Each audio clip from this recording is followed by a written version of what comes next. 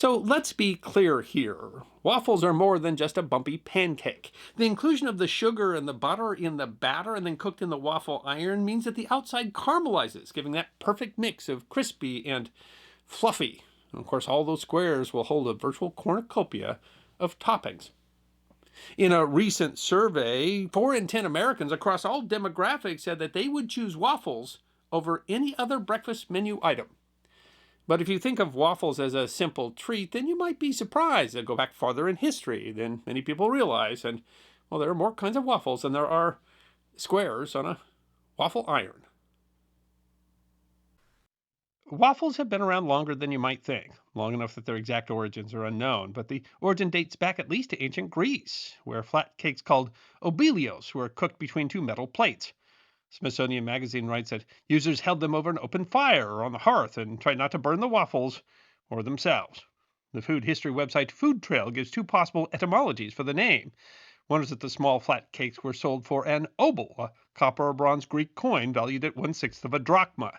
A second possible origin for the name is the Latin oblata, meaning an offering, something that would more closely follow the evolution of the treat.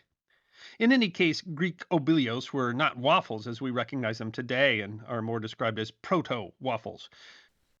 Food Trail explains these ancient obelios were savory, usually flavored with cheese and herbs, unlike their sweet counterpart that is relatively famous worldwide today.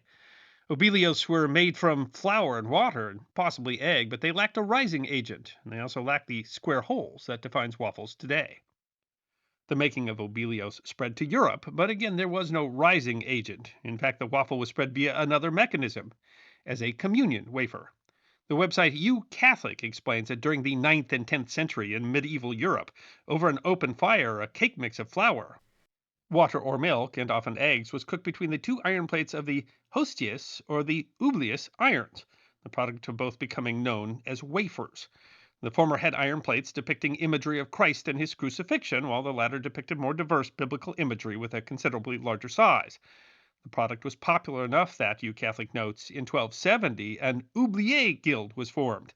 The website Tasting Table writes that by the 13th century they were a common foodstuff throughout the continent, enjoyed by nobles and peasants. You Catholic includes a recipe for a Parisian cookbook in 1393. Beat some eggs in a bowl, season with salt, and add wine. Toss in some flour and mix. Then fill, little by little, 2 irons at a time with as much of the paste as a slice of cheese is large. Then close the iron and cook both sides. If the dough does not detach easily from the iron, coat it first with a piece of cloth that has been soaked in oil or grease. Of course, the problem of the dough sticking in the iron is still vexing today. While the wafers were often used as the host in Eucharistic ceremonies, the culinary website The Kitchen explains that during the Middle Ages and Renaissance, wafers were eaten by all segments of society, from peasants to kings, often consumed in connection with religious occasions and saint days. They were sold by street vendors called waferers in England and gaufriers in France, who congregated outside churches. The culinary website Tasting Table writes that the Crusades triggered one of the most important developments in waffle history. Crusaders brought back many spices from the Middle East, including cinnamon and ginger. Tasting Table concludes cooks began spicing up their oubliette batter, and it should come as no surprise that they overtook the traditional bland wafer. Designs of irons used to cook oubliettes could be quite fancy. Smithsonian writes historic wafering iron designs indicate that, like today, the irons could be given as wedding gifts or personalized with heraldic crests and symbols of pictures or animals. The move from those fancy designs to the familiar grid design came in the 15th century, and was likely originated by Dutch waferers. The familiar grid was shown clearly in art during the 16th century. It was this pattern that gave waffles their name. The etymology of both the word wafer and the word waffle likely dates from the Middle Dutch or Middle Low German waffle, which means honeycomb. However, these are still different than the waffles that we know today. Notably, they lacked rising agents. In fact, the rising agents used in making modern waffles, baking soda and baking powder, didn't become available until the 19th century. First use of rising agents began likely in the 16th century when waffles were made with yeast, particularly brewer's yeast. The difficulty in using brewer's yeast, often referred to as barm, showed in an 18th century British recipe that required that the batter be covered and set by a fire for 2 hours before being baked in the iron. The recipe was rather rich, including a half pint of cream, a quarter pound of butter, a half pound of flour, and 3 eggs, as well as a spoonful of fortified wine. Although often associated with the Dutch and the Belgians, waffles were popular throughout Europe. Food Trail explains by the 16th century, most of the Parisian pastry cooks were established in the Rue de Oublier in the city. By night and day, apprentices would set out their oubliette and other small cakes, crying, "Voilà le plaisir, mesdames," or "Here's pleasure, ladies," which led to oubliettes being given the popular name of plaisirs. That tradition continued into the 20th century. Waffles were popular among the Dutch and were encountered by the Pilgrims during their time in Leiden. Time magazine notes that waffles came to America among the earliest settlers. Waffles arrived in the U.S. with the Pilgrims, who sampled them in Holland en route to Massachusetts. It was in this new world, of course, that waffles encountered their natural complement, when Algonquin people taught the European colonists how to harvest and make syrup from the sap of the maple tree. Waffles were well known in colonial America. The website Manuscript Cookbooks Survey notes that William Livingston, who would eventually become the first governor of New Jersey, attended a supper party called a waffle frolic in 1744. Thomas Jefferson became fond of waffles when he was U.S. Minister to France, and legend claims that he brought the first long handled waffle iron to the United States. And the Home Baking Association writes that Jefferson served his secretary, Meriwether Lewis, a yeast leavened waffle sometime between 1801 and 1803. The making of waffles became easier in the 19th century when chemists developed the first shelf stable baking powders, a mix of bicarbonate of soda and cream of tartar, which acted as much simpler to use leavening agents. Still, waffles had a problem that had existed since the ancient Greeks: the irons. Smithsonian Magazine explains trouble was the old waffle irons were hard to handle. They were heavy and cumbersome, and the user often got burned. The wooden handles tended to get scorched, as did the waffle, since it couldn't really be checked to see if it was cooked. The problem was solved by one Cornelius Swartwout, who patented a new waffle iron on August 24, 1868. His iron, Smithsonian explains, was the first waffle iron that would sit easily on a wood stove and included a useful handle for opening, closing, and turning the device without getting burned.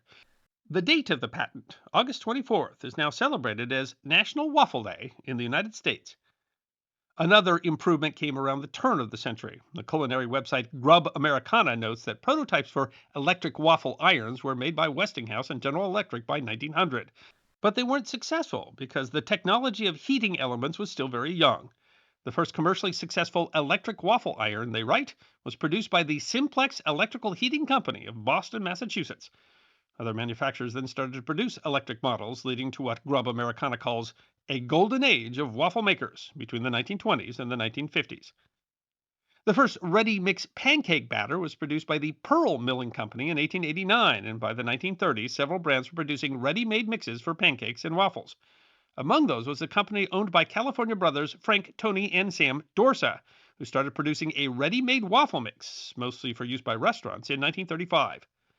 Later, in the 1950s, Frank Dorsa invented what a Grub Americana called a giant waffle iron carousel and started producing and selling flash frozen waffles that could be heated in a toaster. Waffles had what seemed to be an odd name. The company originally made mayonnaise made with 100% farm fresh eggs. And to emphasize the quality of the mayonnaise, the brothers named their company Eggo. That's right, Eggo waffles were named for mayonnaise. Let go of my mayo. Eggo frozen waffles first started selling in supermarkets in 1953. The brand was sold to the Kellogg's Company in 1970, and in 2023, Kellogg sold nearly $860 million in frozen waffles. The Belgian waffle, which uses a lighter batter and larger squares, was introduced popularly to the world at the 1958 World's Fair in Brussels, where it was particularly popular among Americans. Waffles were further popularized at the Seattle Century 21 Exposition in 1962 and the 1964 New York World's Fair. However, the term Belgian waffle is a misnomer. There are some 25 regional variations of waffles in Belgium. The recipe used by Belgian Maurice Vermersch at the 1964 fair was actually a simplified type of the Brussels waffle, but he changed the name to Belgium because he found that Americans could not accurately identify Brussels as the capital of Belgium. A peculiarity in America is the dish that combines waffles and fried chicken, a typical part of the culinary tradition called soul food. But there is a reason that a traditional breakfast item is combined with a traditional dinner item. The website 50 Kitchen explains that the dish was created at the Wells Supper Club in Harlem and is related to the rise of jazz music in the Harlem Renaissance. 50 Kitchen explains. The story always goes that the dish was designed to be served between dinner and breakfast in the early hours when musicians were likely finished with their sets. A Harlem native even brought the recipe to LA when he moved out to the West Coast and began the trend of fried chicken and waffle dishes on the Pacific Coast.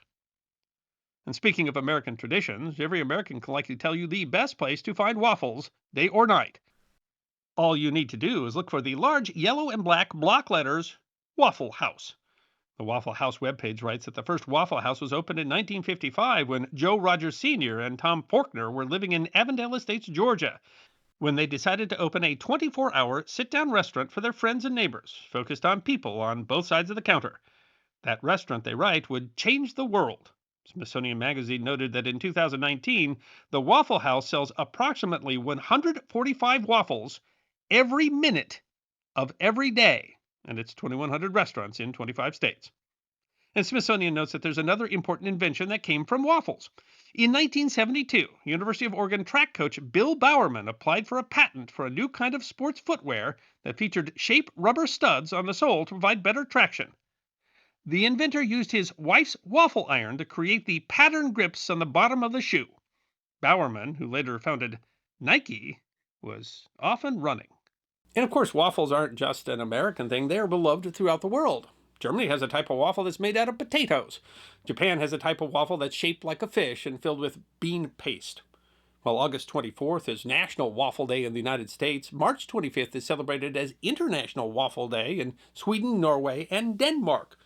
Sweden's been eating waffles at least since the 15th century, but the reason for March 25th is because that is the date on the Catholic calendar called the Feast of Annunciation. It celebrates the time when Angel Gabriel showed himself to the Blessed Virgin Mary. And in Sweden, that feast day is called Vårfrudagen, which sounds very similar to Waffledagen, which means waffle day. And that similarity of sound is the reason that the feast is now celebrated by eating waffles. So it seems like you can find some version of a Waffle House wherever you go in the world. I hope you enjoyed watching this episode of The History Guy, and if you did, please feel free to like and subscribe and share The History Guy with your friends. And if you also believe that history deserves to be remembered, then you can support The History Guy as a member on YouTube, a supporter on our community at Locals, or as a patron on Patreon. You can also check out our great merchandise shop or book a special message from The History Guy on Cameo.